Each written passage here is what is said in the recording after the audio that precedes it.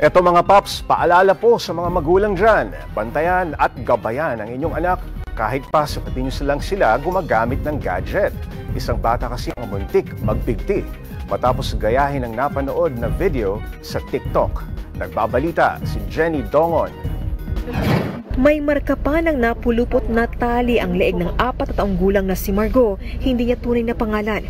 Kwento ng kanyang ina, magkakatabi sila sa kama habang pinapatulog ang isa pang anak nang biglang lumundag sa sahig si Margo.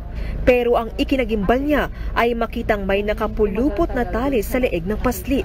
Ang ginamit niya is yung tali ng Venetian blinds.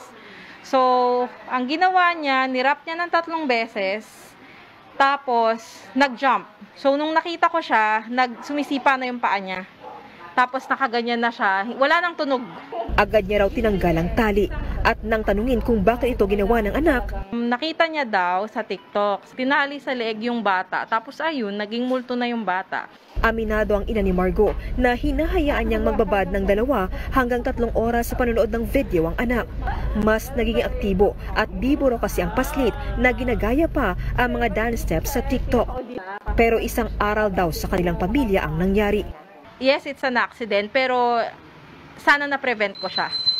Kung nabantayan at natutukan ko siya habang gumagamit ng cellphone. Para naman sa isang psychiatrist, nakakaalarma ito, lalo't halos digital na ang lahat ngayon.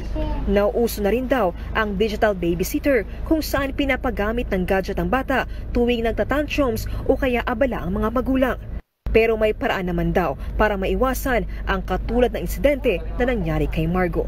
Kung kaya, set the password para hindi mabuksan ng ating mga anak ang ating mga cellphones. Kung nabuksan ang isang social media na platform, mas maganda na we view it together with our kids. Huwag silang iwanan na sila lang mag-isa. Especially kung sobrang young pa sila, like below age 13. Para sa 1PH, Jenny Dongon, News 5.